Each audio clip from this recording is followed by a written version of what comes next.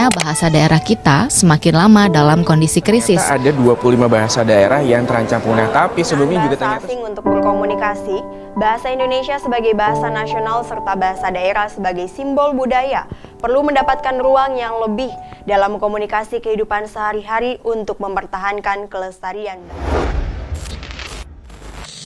Halo, perkenalkan nama saya Anastasia Putri Baso, mahasiswa program studi Administrasi Bisnis, Fakultas Ilmu Sosial dan Hukum Universitas Negeri Makassar, dengan NIM 2506075020005. Jadi, bahasa daerah adalah jendela budaya yang memegang kunci identitas dan warisan nenek moyang kita.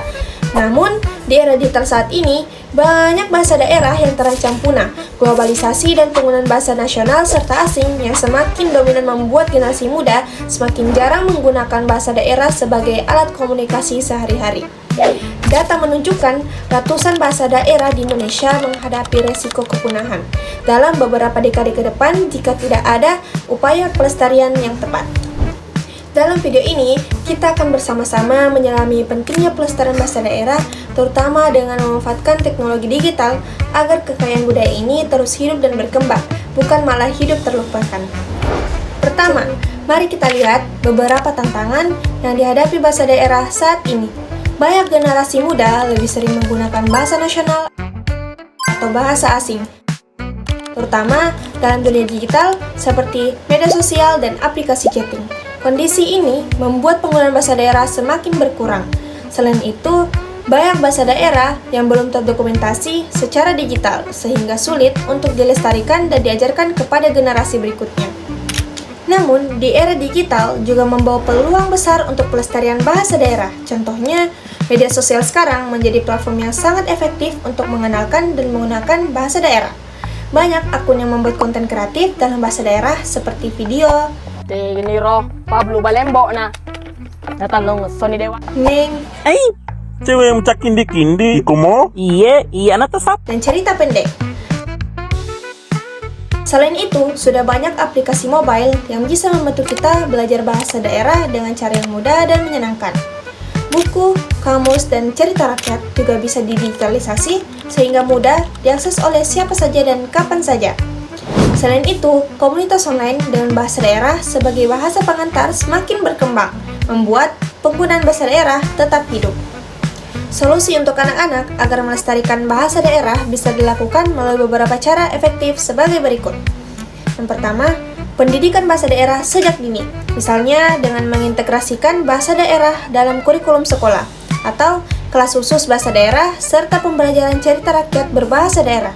Ini memperkenalkan bahasa daerah secara menyenangkan dan berkesinambungan bagi anak-anak. Yang kedua, membiasakan penggunaan bahasa daerah dalam interaksi sehari-hari di rumah dan komunitas. Orang tua dapat aktif berbicara dan berinteraksi menggunakan bahasa daerah dengan anak, sehingga bahasa menjadi bagian hidup anak. Yang ketiga, mengadakan kegiatan budaya yang melibatkan anak, seperti festival bahasa dan budaya daerah, lomba, pertunjukan seni, dan komunitas belajar bahasa daerah. Ini menumbuhkan rasa bangga minat anak untuk mempertahankan bahasa daerah. Yang keempat, memanfaatkan teknologi dan media sosial sebagai sarana pembelajaran dan promosi bahasa daerah. Contohnya, aplikasi bahasa daerah, kamus digital, rekaman cerita, atau lagu daerah yang bisa diakses anak-anak. Yang kelima, dokumentasi dan pelatihan bagi guru atau orang tua agar metode mengajarkan bahasa daerah kepada anak lebih menarik dan efektif, misalnya dengan dongeng cerita rakyat menggunakan bahasa daerah. Dengan kombinasi pendekatan pendidikan, kebiasaan penggunaan, kegiatan budaya, pemanfaatan teknologi, serta dukungan sosial dari keluarga dan komunitas, anak dapat dilibatkan secara aktif dalam pelestarian bahasa daerah sejak dini, sehingga bahasa daerah dapat terjaga dan hidup di generasi berikutnya. Semua langkah ini penting agar bahasa daerah tidak hanya menjadi kenangan, tapi bahasa hidup yang terus digunakan dan diwariskan untuk anak-anak ke depannya.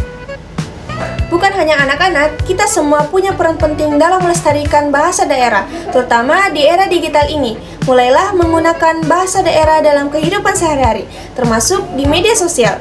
Buatlah konten kreatif yang mengangkat bahasa daerah dan budaya daerah kita sendiri, atau dukung pengembangan aplikasi dan platform digital yang fokus pada pelestarian bahasa daerah.